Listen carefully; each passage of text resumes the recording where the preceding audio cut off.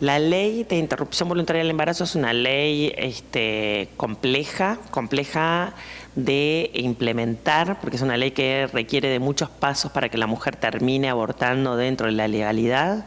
Tiene una gran ventaja y es que todo el sistema de salud está obligado a prestar los servicios. No se hacen clínicas aparte. En cualquier mutualista, que es lo que es el sistema privado uruguayo, o dentro del sistema de asistencia público, todas las mujeres de uruguayas pueden acceder con un costo muy bajo a la interrupción voluntaria del embarazo, que en el 98% de los casos se da mediante el uso de pastillas, de mifepristona y de misoprostol. Pero para acceder a esas pastillas hay un largo proceso burocrático que consiste primero en ir a una consulta médica con un ginecólogo, un médico general, que ordena ecografía y examen de sangre para saber, primero, corroborar el embarazo y segundo, saber las semanas de embarazo que se tiene. La ley permite que se aborte antes de las 12 semanas en los casos comunes y en el caso de violación antes de las 14 semanas de gestación. En el caso de que no haya una denuncia por violación, lo que después de ir a esta consulta y corroborar el embarazo y la cantidad de semanas que se va a una segunda consulta donde tienen que atenderte 3 profesionales, un médico de la salud, un ginecólogo, una trabajadora social o un trabajador social y un psiquiatra o psicólogo o psicóloga que tienen que informarle a la mujer de lo que implica el procedimiento de interrupción del embarazo, qué otras alternativas el Estado tiene a la hora de proteger la maternidad, porque en realidad es qué solución, se informa a la mujer qué soluciones económicas tiene, posibilidades de acceso de apoyos económicos en caso de que el motivo del aborto sea económico.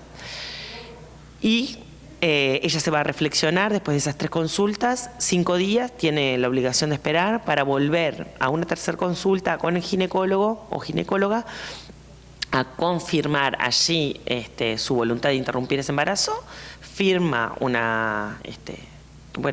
consentimiento, el médico receta las pastillas, ella las retira de la farmacia del centro de salud y se practica el aborto en su casa, sola, por medio de la medicación. Y al concluir el aborto vuelve a revisación médica de que todo haya estado bien, y también para prevenir futuros embarazos se le recomienda el uso de los distintos métodos anticonceptivos existentes y a disposición en el sistema de salud. El camino fue largo. El primer proyecto de ley que se presentó en Uruguay para despenalizar el aborto fue en el año 85, después de la dictadura, ¿verdad? El aborto en Uruguay tuvo una época de despenalización entre el año 33 y el año 38, en un proceso dictatorial que hubo en ese momento. Allí se despenalizó el aborto y luego, en ese momento, en el 38, cuando se vuelve a la democracia, se vuelve a prohibir el aborto. Hay una contraidea. Pero después de la dictadura última, en el primer periodo parlamentario ya se presentó un proyecto de ley de despenalización del aborto, y de ahí en más, todos los periodos legislativos hubo proyectos de despenalización del aborto presentados por algún integrante de la Cámara, incluso de diferentes partidos políticos, no solo de la izquierda, hubo del Partido Colorado, que es un partido que tiene un ala socialdemócrata y un ala bastante conservadora y de derecha, que presentaron proyectos para despenalizarlos. Pero es un partido muy liberal, en ese sentido es como coincidente su ideología con la despenalización del aborto. Hubo un proceso largo, todos los años se fueron presentando. Hay un punto clave que es en el 2004 se aprueba a nivel del Poder Ejecutivo un decreto, el decreto 368, que permite el asesoramiento en los centros de salud a las mujeres que deciden abortar antes y después del aborto. El aborto uno se lo iba a hacer en la clandestinidad, pero uno podía ir a asesorarse.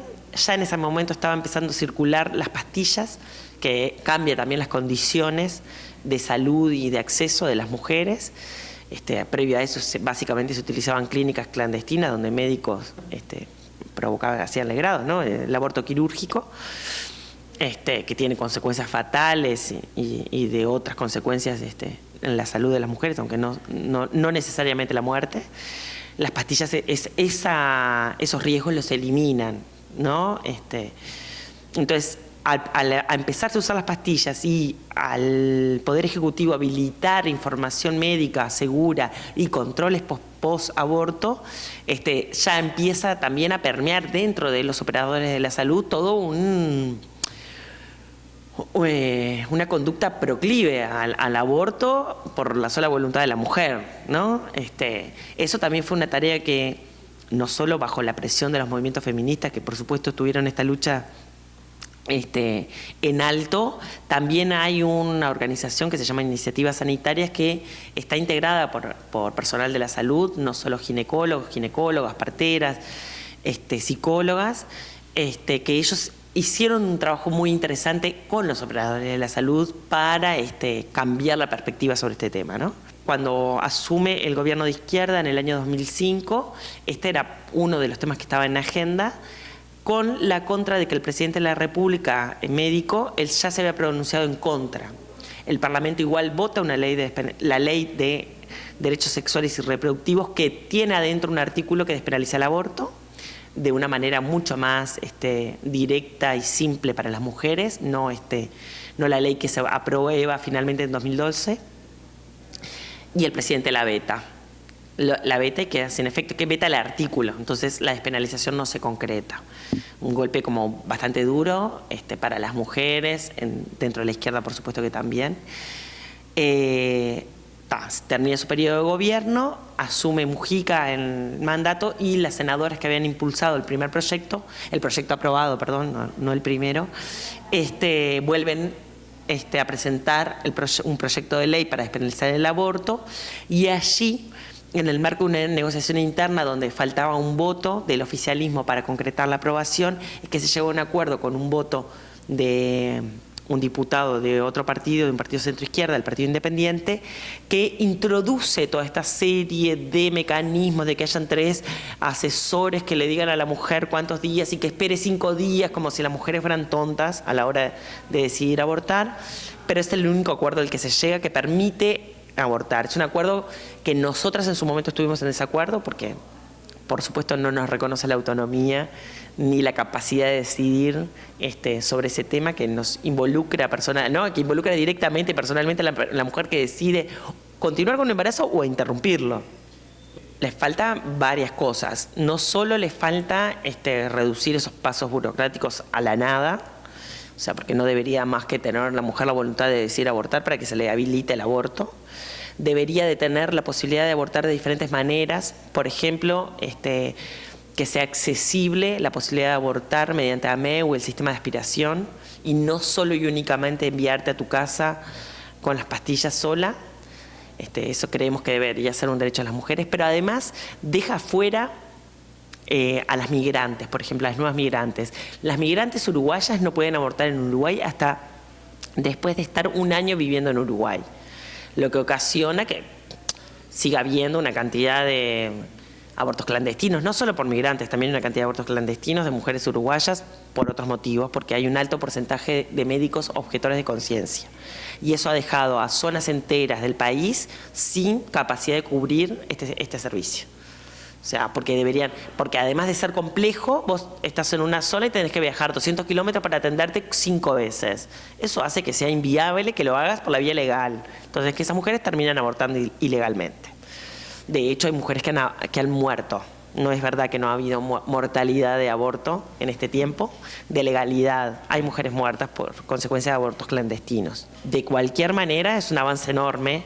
La legalidad ha permitido, nosotras en el marco del proyecto en el que trabajé, nos permitió dar una cantidad enorme de talleres en centros educativos de secundaria, por ejemplo, para adolescentes, una cosa que si la ley no existiera no nos lo hubiera permitido.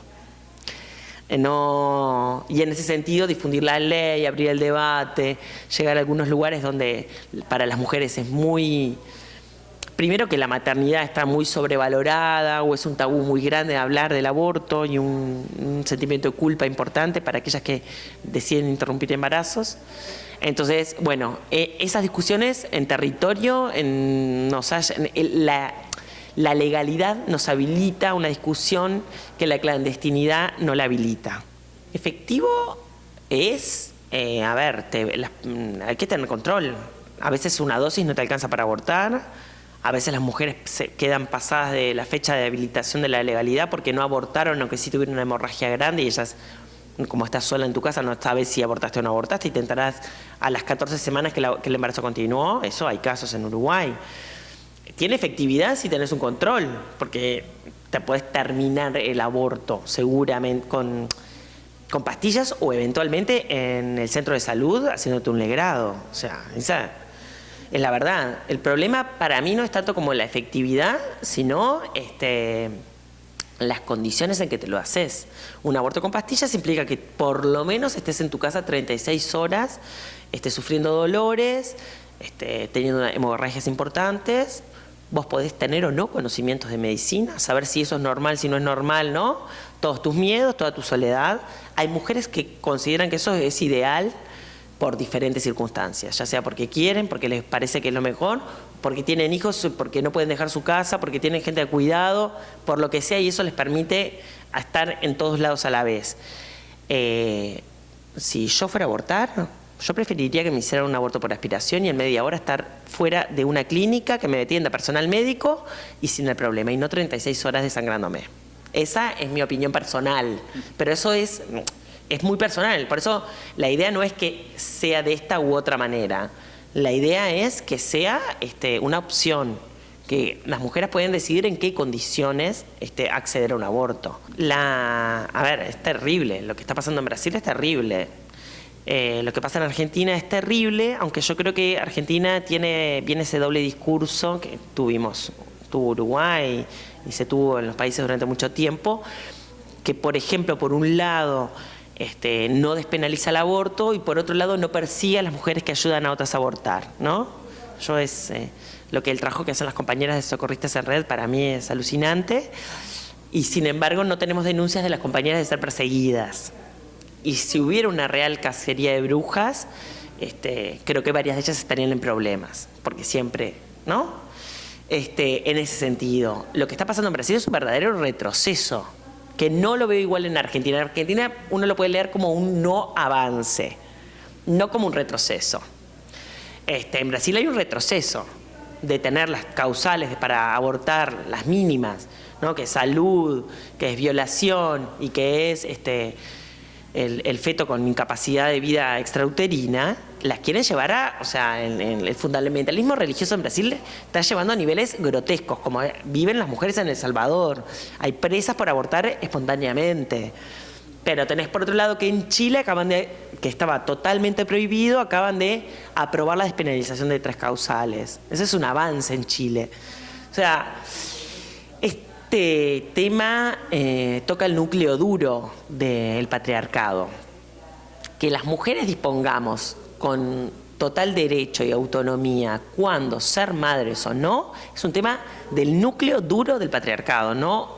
Entonces provoca las reacciones más violentas, las negaciones más absolutas, y estamos en ese avance y retroceso. Estamos en alarma, en alerta, digamos, hoy en día.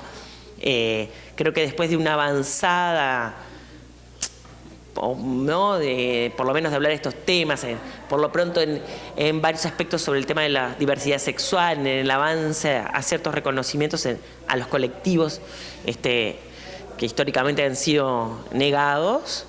En ese sentido, estamos en la contraola, digamos. Está viniendo la ola conservadora a tirar abajo, con la intención firme de tirar abajo estos avances. En Uruguay no pudieron, pero en Uruguay hay características distintas.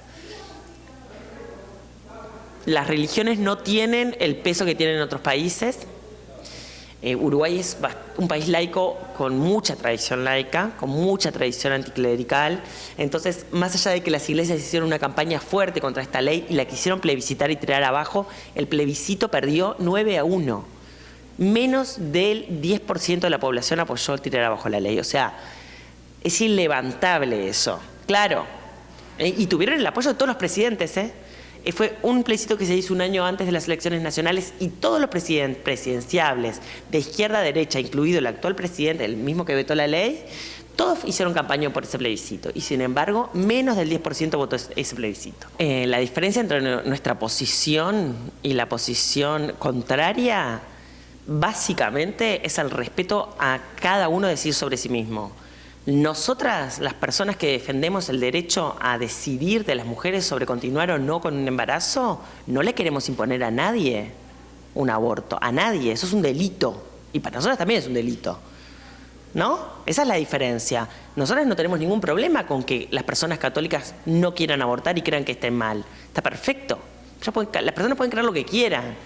Pero el problema que tienen las iglesias es que sus creencias, que son particulares y privadas, las quieren imponer a toda la sociedad. A aquellas personas que no piensan como ellos. Esa es básicamente la diferencia que tenemos. Es hasta dónde tú tenés derecho a imponerme tu ideología a mí. La despenalización del aborto no obliga a nadie a abortar, a nadie. Solo le garantiza a aquellas mujeres que deciden hacerlo condiciones de salud y de legalidad y de derecho para hacerlo en las condiciones que se merecen. Es lo único. Tampoco cambia la realidad. El aborto existe milenariamente. Las mujeres han interrumpido el embarazo. Mujeres católicas, mujeres evangelistas, mujeres ateas, pobres, ricas. Mujeres de todo tipo abortaron toda la vida en todo el mundo y seguirán abortando, porque es un tema muy definitivo en la vida de las personas, ser o no ser madre. No es un tema casual ni banal. Entonces, las personas van a seguir decidiendo con mejores condiciones o con peores condiciones qué hacer en esas situaciones. De hecho, las mujeres mueren decidiendo abortar. Sí, será definitivo.